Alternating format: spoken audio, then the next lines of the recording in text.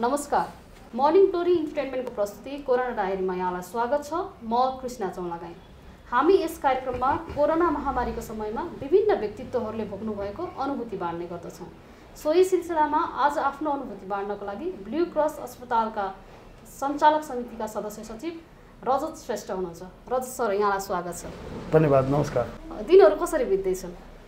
अहिले त एकदम यो सबैलाई थाहा छ, यो जुन कोरोनाको महामारी भनौँ न, यो विश्वभर फैलिएर चैत्र 11 गतेदेखि जुन नेपालमा पनि यसको एकदम नकारात्मक असर परेको छ। त्यसले गर्दा हामी जस्तो हस्पिटल सञ्चालन गरेर बसेकोहरूलाई चाहिँ धेरै नै कठिनाइ र चुनौतीको सामना गरेर आजको दिनसम्म हामीले चाहिँ स्वास्थ्य सेवा प्रदान गर्दै आइरहेको छौँ। कोरोना महामारी उपत्यकामा पछिल्लो समय बढ्दो रूपमा छ। हजुर एउटा अस्पताल सञ्चालक हुनुहुन्छ, यो अवस्थामा त एकदम अप्ठ्यारो परिस्थिति छ नि, होइन? एकदमै जति हामीले सोचेको थियौँ त्योभन्दा पनि धेरै नै अप्ठ्यारो परिस्थिति। तर जसरी भनिन्छ सो मस्ट गो अन भन्छ नि, वाट्सो एभर, जस्तो सुकै परिस्थिति आए पनि सो चाहिँ अन हुनुपर्छ भन्ने मान्यता राखेर हामीले स्वास्थ्य सेवा प्रदान गर्दै आइरहेको छौँ। म लकडाउनको समयलाई स्मरण गर्न चाहन्छु। सुरुको समय जति बेला नेपालमा एकजना मात्र सङ्क्रमित देखिनु भएको थियो, सोही सिलसिलामा चाहिँ सरकारले लकडाउन घोषणा गरिदियो। हजुर, त्यो अवस्थामा अस्पताललाई कतिको इफेक्ट पर्यो? एकदमै इफेक्ट पर्यो। किनभने यो जुन कोरोना महामारी कोभिड-19 भनेर चिनिएको छ, यसले चाहिँ वास्तविक यसको चाहिँ के हो भन्ने आधिकारिकता कसैलाई पनि थाहा थिएन। इभन टेक्निकल र मेडिकल टिमलाई पनि यो कुरा थाहा थिएन। कोभिड-19 भने यो भाइरस भन्यो, कसैले चाहिँ अब यो चाहिँ एयरबाउन्डबाट सर्छ भन्यो, कसैले छोएर एसटिडी यो ट्रान्सफरेबल डिजिज भन्यो। अब के हो त्यो आधिकारिकता थाहा भएन। तर यति मान्छेलाई थाहा भयो कि एक्जागरेसन WHO बाट होस् अथवा मिडियाबाट होस्, होइन, यो कोरोना भनेको एउटा स्टिग्मा भन्छ नि, स्टिग्मा एउटा धब्बाको रूपमा आएकोले मान्छे कोरोना भन्ने बित्तिकै त्रसित हुने भयो। र हस्पिटलमा जुन हामीले नर्मल बिरामीहरू शल्यक्रियादेखि विभिन्न चाहिँ टर्सरी लेभलमा हामीले चाहिँ सेवा गरिरहेका थियौँ, यो कोरोना भन्ने बित्तिकै अब हस्पिटल गयो भने कोरोना सर्छ, कोरोना भनेको हस्पिटलबाट जेनेरेट हुन्छ भन्ने जस्तो अफवाह पनि फैल्यो र एउटा मिसअन्डरस्ट्यान्डिङले गर्दाखेरि हाम्रो उपचार गर्न आउने बिरामीहरूमा स्वाटै ह्रास आयो। जति बेला सरकारले लकडाउन घोषणा गरिदियो, कोरोना सङ्क्रमण पनि नेपालमा एकाएक देखियो भनेर सो घोषणा पनि भयो, त्यति बेला चाहिँ हजुरहरूको प्रिपेयर कस्तो थियो? अब कोरोनासँग लड्नुपर्छ है भन्ने खालको एउटा प्रिपेयर हुन्छ? यस्तो, अब हामीले गर्ने भनेको सरकारी नीति अनुरूप हो। किनभने हामी स्वास्थ्य ऐनमा बाँधिया छौँ। स्वास्थ्य मन्त्रालयको निर्देशन नीति निर्देशन अन्तर्गत हामीले गर्नुपर्ने हुन्छ। हामीले चाहेर कुनै पनि कुरा गर्न पाउँदैन। इभन हामीले एउटा सिटी मेसिन ल्याब राख्नलाई पनि हामीले सरकारसँग अनुमति लिनुपर्छ। र ब्लू क्रस 3 दशक अगाडिदेखिको संस्था हो, यो कुनै नौलो नयाँ आएको संस्था होइन। र यो अगाडिदेखि नै भएकोले हामीमा धेरै अनुभवहरू छ र हाम्रोमा विज्ञ विशेषज्ञ डक्टर्सहरू, प्रशासक सबै विशेषज्ञको रूपमा चाहिँ एउटा परिचित भइसकेकोले हामीलाई चाहिँ कुनै पनि कठिनाइ अथवा कुनै पनि नीति नियममा त्यसलाई क्यारी गरेर अगाडि बढ्ने भन्ने हाम्रोमा आत्मविश्वास पनि थियो र त्यही अनुसार हामीले चल्यो। र यो कोरोनालाई चाहिँ यति थाहा छ कि कोरोना भनेको यो एकदम सर्ने चिज, चाहे त्यो by any other means, by airborne भनौँ अथवा स्लाइभाबाट हुनु भनौँ अथवा टचबाट हुनु, होइन, त्यसको लागि चाहिँ हामीले तुरुन्तै आइसोलेसन राखेर चाहिँ बिरामीलाई ट्रिट गर्नुपर्छ, सो द्याट कि नर्मल बिरामीहरू चाहिँ नसरोस् भनेर हामीले प्लान चाहिँ गरिसकेका थियौँ। सुरुको समयमा भन्दा पनि जति बेला अलिकति सङ्क्रमितको सङ्ख्या बढ्दै ग्रो अप हुँदै गयो, त्यति बेला चाहिँ निजी अस्पतालहरूले समन्वय नगरेको भन्ने खालको कुरा पनि अफवाह भनौँ यसलाई आइरहेको थियो। मतलब निजीले कोसँग समन्वय नगरेको? सरकारसँग समन्वय गरेन, बिरामीहरूलाई भर्ना लिनै मानेन भन्ने खालको कुराहरू। हजुर, अब त्यो कति हदसम्म सत्य होला, किनभने निजी अस्पताल पनि धेरै छ है, धेरै अस्पताल भएकोले त्यसको अनुगमन गर्न पनि सरकारलाई कठिनाइ होला। तर यो भनेको त सबभन्दा पहिला त नीति त सरकारले ल्याउनु पर्यो नि त। सरकारले पनि आफ्नो एउटा कोरोना टिम समिति बनाएर आफ्नो अनुसार गरिरहेको हो, त्यसमा सरकारको पनि ठुलो योगदान छ, होइन। तर हामी निजी क्षेत्रको पनि एफिन भन्छ, एउटा अल नेपाल मेडिकल के अरे हस्पिटल एसोसिएसन छ, होइन, त्यसबाट पनि हामीले कन्ट्याक्ट त गरिरहेको हो।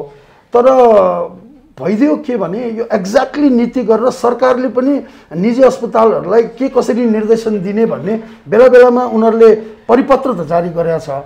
तर अचानक आएकोले चाहिँ यसलाई व्यवस्थित रूपमा गर्नलाई चाहिँ सबै निजी अस्पताललाई चाहिँ एउटा चुनौतीको नै विषय रहेको थियो। एज अ स्वास्थ्यकर्मी हजुर कतिको अप्ठ्यारो हुँदो रहेछ, कति हुन त जुनसुकै महामारी आउँदाखेरि स्वास्थ्यकर्मीलाई बढी समस्या हुन्छ नै, त्यसमाथि पनि यो त एकदम सङ्क्रमितसँगको एकदम के भन्छ सेन्सिटिभ इस्यु पनि भयो, त्यसले गर्दाखेरि चाहिँ कतिको अप्ठ्यारो आउँदो रहेछ? होइन एकदमै अप्ठ्यारो। मैले त यसरी लिएको छु कि हामी स्यान्डविच भन्छ नि, स्यान्डविच भनेको बिचमा हुन्छ क्या, यताबाट पनि पेल्ने यताबाट पनि पेल्ने। हामी त म त स्यान्डविचकै रूपमा हाम्रो संस्था यो स्वास्थ्यकर्मीहरू स्यान्डविचकै रूपमा चाहिँ मैले लिएको छु, किनभने माथिपट्टिको भागबाट सरकारले हामीलाई विभिन्न निर्देशनहरू दिएर अब एउटा पेलेको त भन्न मिल्दैन, तर सरकारले पनि अब आफ्नो बाँधिएको छ र यतापट्टि बिरामीहरू पनि अब कतिपय आफ्नो क्षेत्रकार हुँदैन। हामी blue cross hospital corona hospital होइन, किनभने त्यो अनुसार हामी सूचीकृत पनि छैनौँ। तैपनि बिरामी गाह्रो भएर आएपछि हामी त्यो बिरामीलाई चाहिँ नजरअन्दाज गर्न सक्दैनौँ होइन।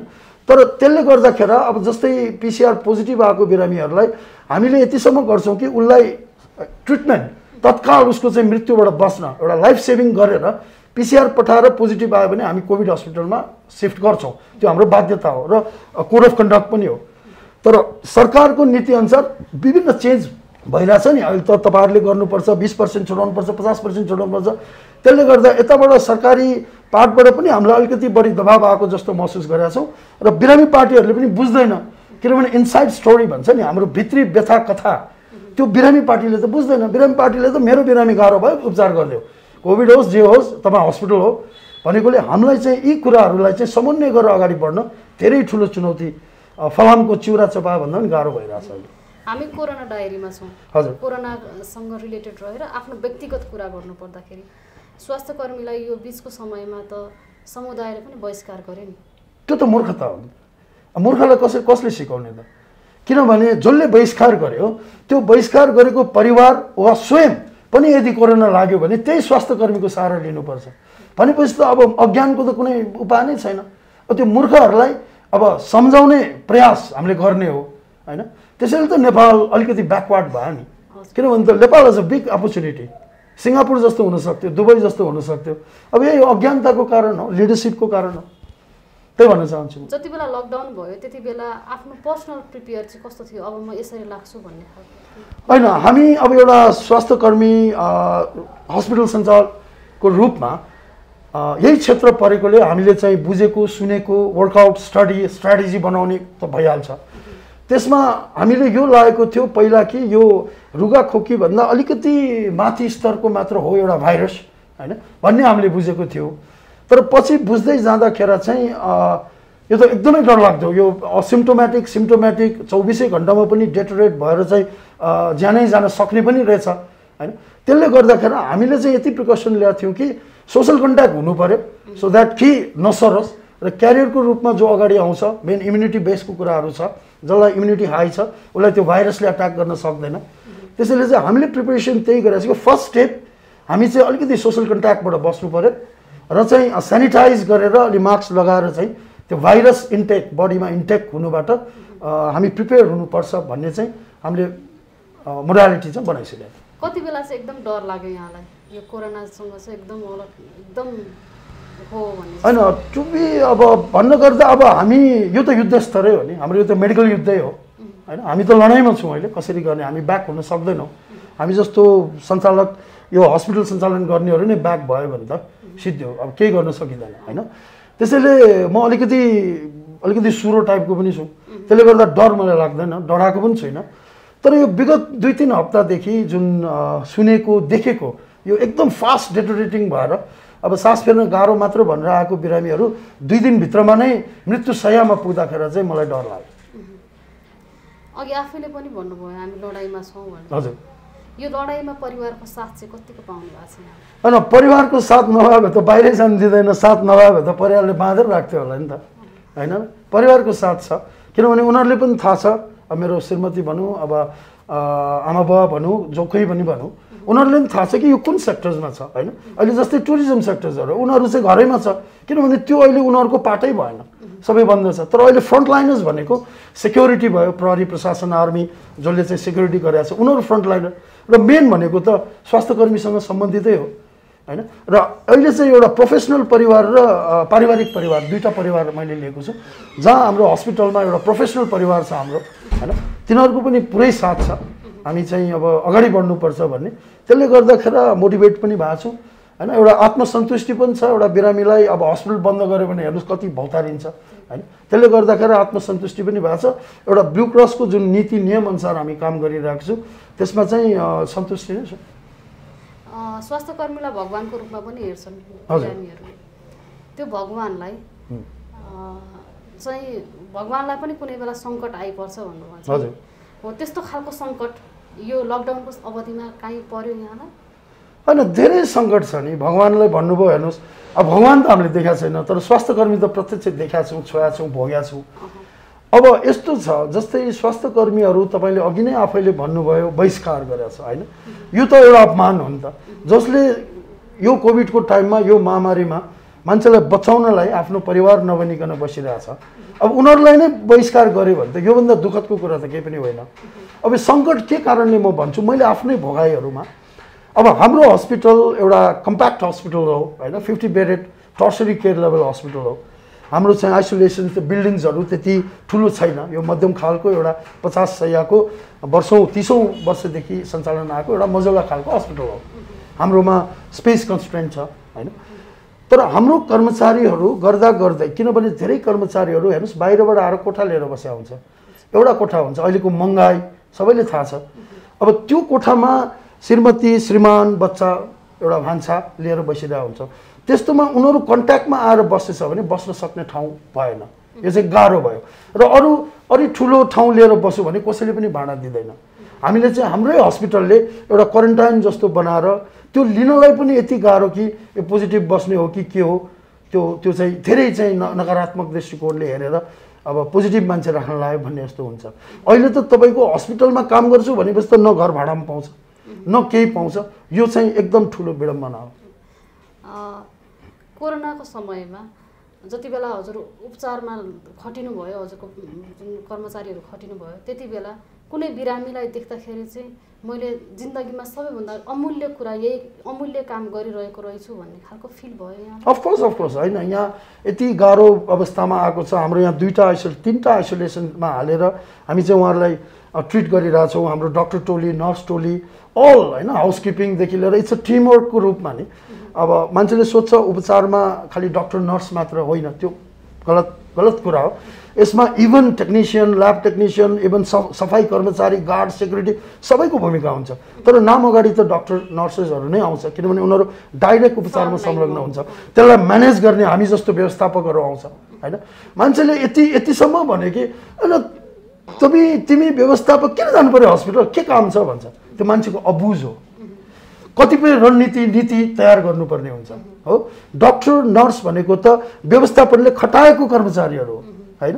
उनीहरूलाई कसरी मोनिटर्स गर्ने, उनीहरूलाई के नीति नियमबाट अगाडि बढ्ने, कुन स्ट्राटेजी गर्ने भनेको हामी सञ्चालक समिति र हाम्रो कार्यव्यवस्था समितिको काम हो होइन। तर मान्छेहरू यति अबुझ छ कि तिमी न डक्टर हो, न नर्स हो, न बिरामी जाँच हो, यति अबुझ छ। यो मैले चाहिँ विचार गरेको थिएन। हामीले त उनीहरूलाई गाइडलाइन्स गर्ने हो नि, हामी त ट्रिटमेन्ट गर्ने होइन नि त होइन। त्यसैले गर्दाखेरि धेरै कुराहरू यो अवस्था यति प्यानिक छ। हामी अहिले भने नि एकदमै रिस उठ्ने जस्तो, त्यो एन्जाइटी जस्तो जो देखे पनि रिस उठ्ने, यो चाहिँ यो परिस्थितिले हामीलाई बनाइरहेछ। उपचारमा संलग्न भइरहँदाखेरि अस्पतालमा यहाँनिर नजिक भइरहँदाखेरि एकदम फन्नी मुभमेन्टहरू हुन्छ नि।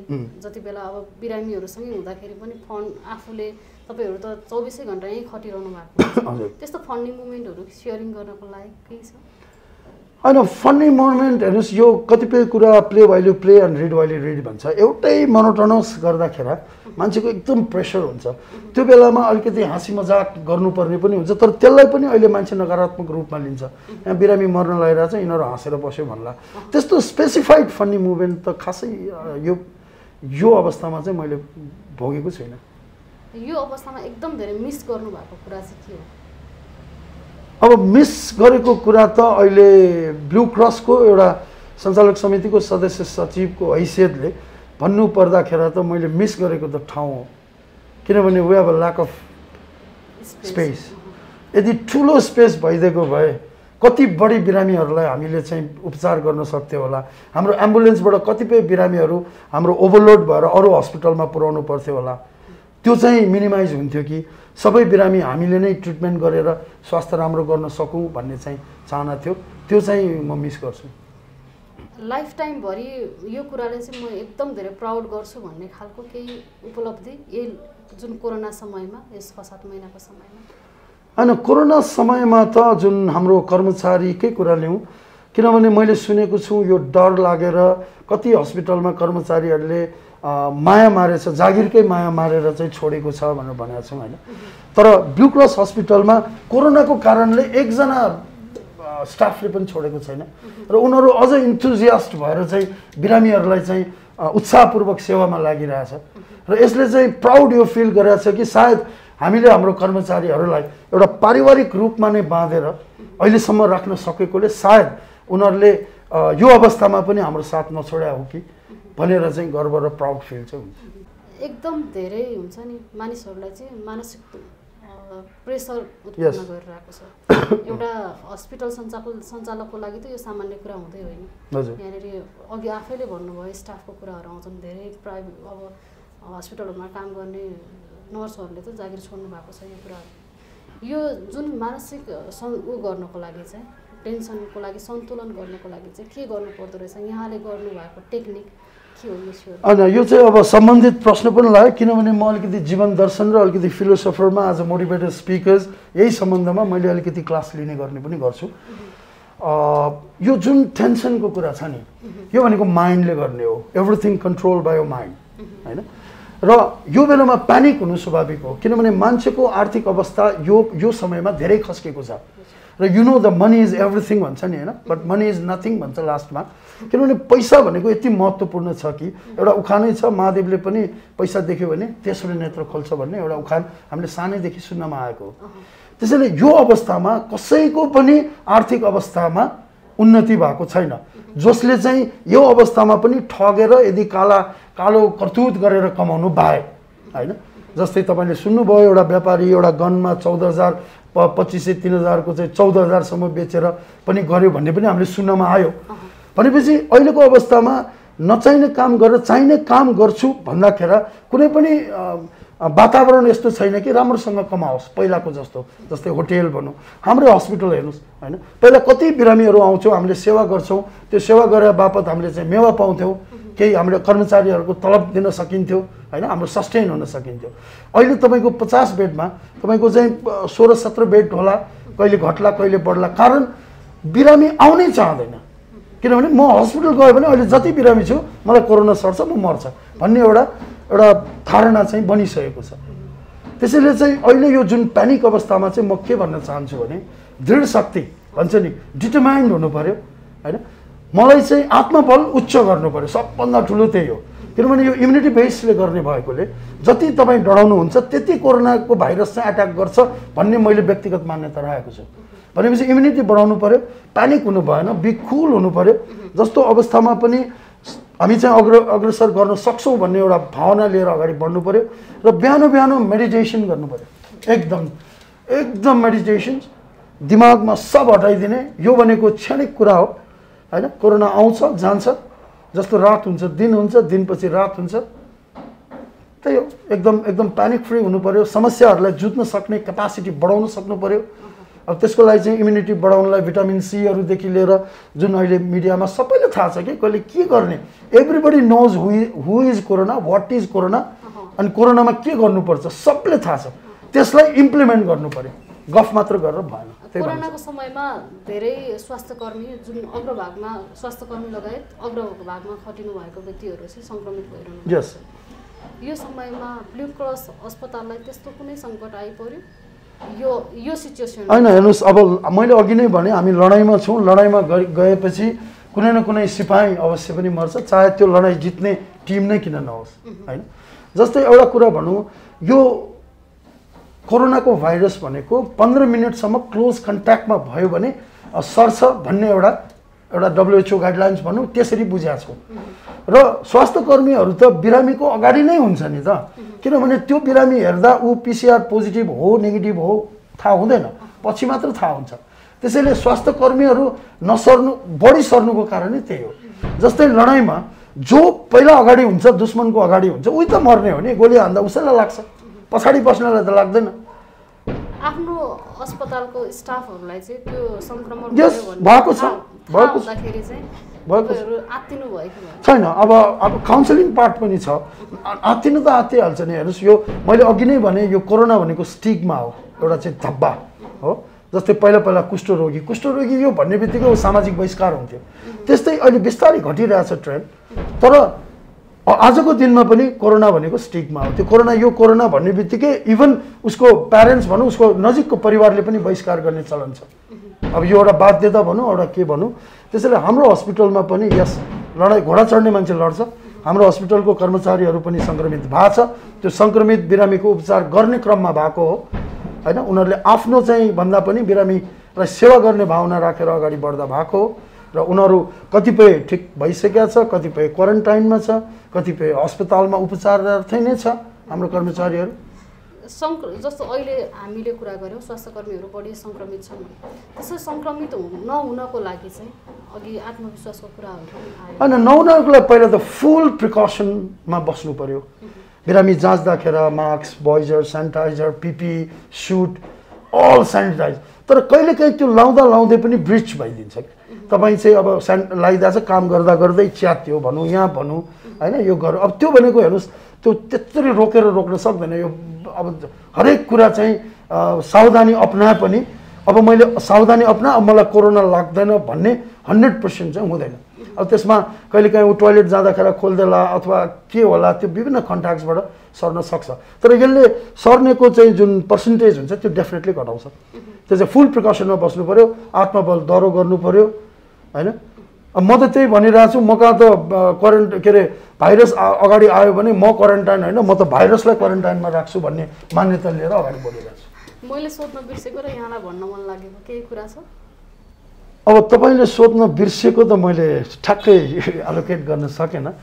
अब मलाई भन्न मन लागेकोमा चाहिँ यही हो, अलिकति यो मिडियाहरूले पनि एक्जागरेट चाहिँ प्लिज नगरिदिनुहोस् भन्ने लाग्छ। जस्तै यो फोनमा उठाउने बित्तिकै कोरोना भाइरस या यसले पनि अलिकति इरिटेट गर्छ क्या मलाई। धेरैले चाहिँ भन्यो तपाईँको त कनेक्सन छ यता छ, यो चाहिँ रोक्नुहोस् यार, यो फोन उठाए कि कोरोनाको आउँछ यसले प्यानिक गर्छ भनेर मलाई वरिष्ठ व्यक्तिले नै मलाई भनेको थियो।